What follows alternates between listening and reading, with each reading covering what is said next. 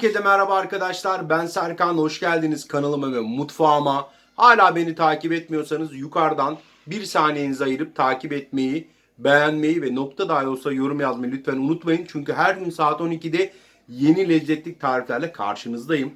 Bugün sizlere makarnaların efsanesini yaptım.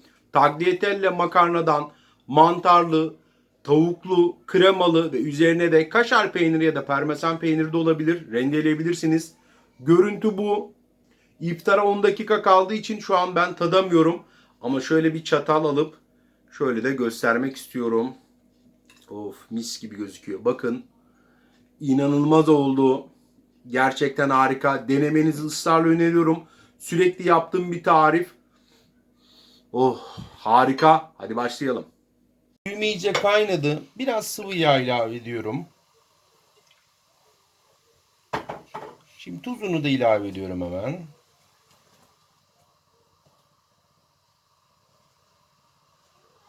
Şimdi makarnalarımızı da hemen içerisine koyuyorum. Böyle geniş bir tencere seçerseniz daha iyi olur. Hem sosunu hazırlamakta hem makarnanın haşlanmasında.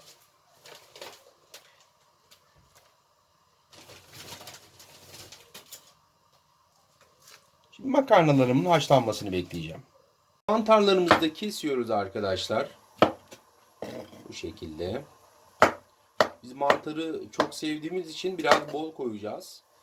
Eğer çok fazla sevmiyorsanız daha az da ilave edebilirsiniz, koyabilirsiniz. Mantar biliyorsunuz vitamin açısından da çok faydalı bir besin. Bütün mantarlarımı ben bu şekilde dilimliyorum. Şimdi makarnamızın sosunu da hazırlıyoruz arkadaşlar. En önemli kısım bu. 1,5 yemek kaşığı tereyağı koyuyorum. Tereyağımız erisin arkadaşlar.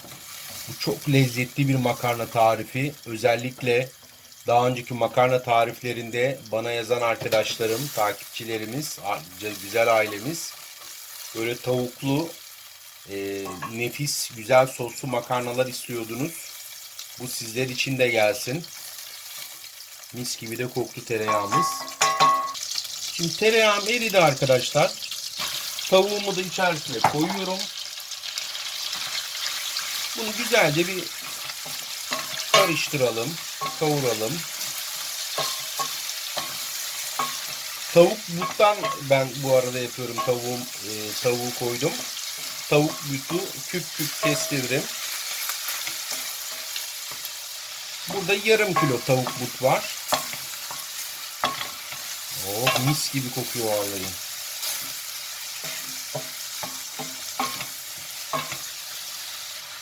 Evet, tavuğumuzu arkadaşlar böyle arada da karıştırın. Böyle karıştırarak güzelce kavuracağız.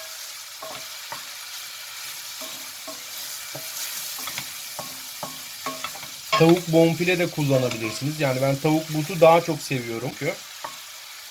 Böyle tavuk şiş gibi düşünün. Nasıl böyle ortası yumuşak oluyor, kare kare.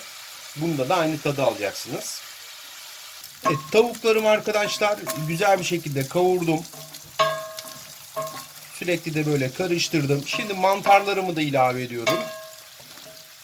Biz mantarı dediğim gibi bol seviyoruz. Zaten mantarlar biliyorsunuz birazdan eriyecek burada.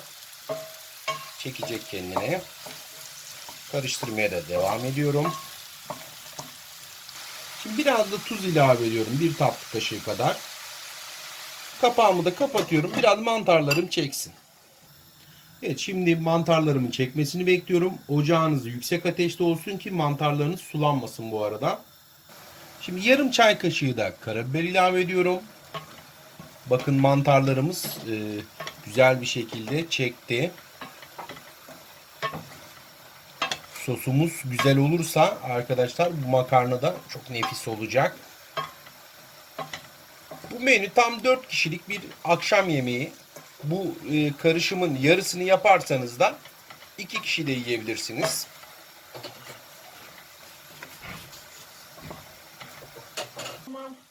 Şimdi bir pakette süt kreması ilave ediyorum arkadaşlar. Bu aşamada. Şimdi güzelce karıştırıyoruz. Bir paketin tamamını kullandık. Böyle bizim gibi bol soslu seviyorsanız arkadaşlar. Marketlerde satılan bildiğimiz süt kreması. Ocağımı şu anda kıstım. Şimdi makarnamı da arkadaşlar süzdüm. Tencereme alıyorum. Makarnanın suyunu tabii ki sakın dökmeyin. Onu sosta kullanacağız. Evet, şimdi orta ateşe aldım arkadaşlar. Makarnamın haşlamış olduğum suyundan da bir su bardağı içerisine ekliyorum. Böyle güzelce yine karıştırıyoruz. Şimdi sosum hazır. Makarnamın üzerine dökeceğim şimdi. Şimdi sosumuzu makarnamızla buluşturuyoruz. Evet. Şimdi güzelce karıştıracağız arkadaşlar. Şöyle güzelce karıştırıyoruz.